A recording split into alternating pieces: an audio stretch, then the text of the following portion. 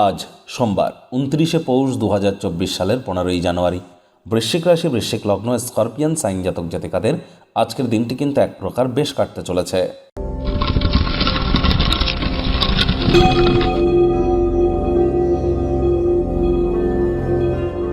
ভিডিওটির শুরুতেই আপনাদের সকলকে রাজযোগ চ্যানেলের তরফ থেকে মকর সংক্রান্তির হার্দিক শুভেচ্ছা ও অভিনন্দন রইল।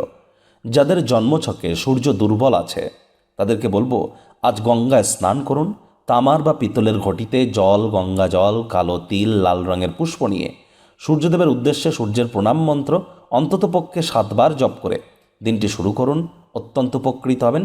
নিজের মনস্কামনাকেও জানান সূর্যদেবকে। আর সন্ধ্যেবেলার সময় শনি মহারাজের এই মন্ত্রটি আপনারা জপ করতে ভুলবেন না।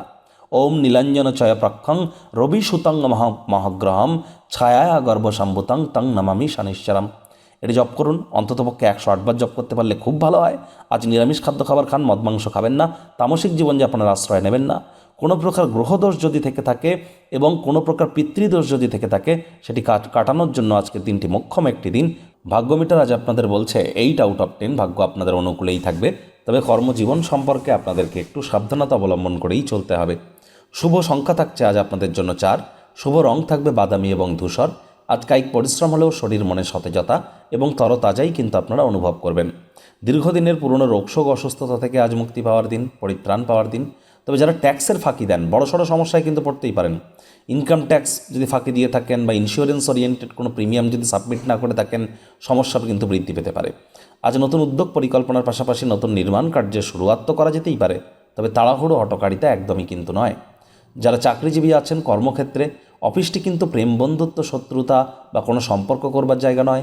সম্পর্ক করার ইচ্ছা হলে অফিসের বাইরে গিয়ে করুন, তা না হলে বদনামের ভাগিদারি হতে পারেন বা বসের নজরে পড়ে যেতে পারেন। রাজনীতিবিদ যারা আছেন, জনসংযোগ বৃদ্ধি করুন। কঠোর কায়িক পরিশ্রমের কোনো বিকল্পই কিন্তু নেই। শর্টকাট অবলম্বন করে খুব বেশি দূর কিন্তু এগিয়ে যেতে পারবেন না। শিক্ষার্থী বিদ্যার্থীদের পড়াশোনায় মনোযোগ আরও বৃদ্ধি করতে হবে। উচ্চশিক্ষার জন্য যারা বিদেশ যাত্রার কথা ভাবছিলেন, ভাগ্যদেবীও কিন্তু আজ আপনাদের পক্ষেই আছেন। আজ আপনাদের সন্তান সন্ততি থেকে থাকলে তারা তাদের কৃতিত্বের দ্বারা আপনাদেরকে গর্বিত করবে। প্রেমিক প্রেমিকা, স্বামী স্ত্রী উভয়ের ক্ষেত্রেই বলবো, রোম্যান্সের প্রভূত পরিমাণে সুযোগ আজ আপনারা পাবেন। তৎসত্ত্বেও না ভাব ভালোবাসা রোম্যান্স, না তর্ক বিতর্ক অশান্তি, কোনোটাতেই বাড়াবাড়ি যেন করবেন না। অন্যান্য দিনের ন্যায় আজকের দিনটিকে সাধারণ হিসাবে ট্রিট করবার আপ্রাণ চেষ্টা করুন। শত্রুপক্ষ, বিরোধী পক্ষ একটু হলেও শক্তিশালী কিন্তু থাকছে, তবে তারা বড়সড় ধরনের কোনো ক্ষয়ক্ষতি আপনাদের করতে পারবে না। পরিবারের প্রতি সকল দায়িত্ব আপনারা পালন করতে চলেছেন। ভাব ভালোবাসাও বাড়বে।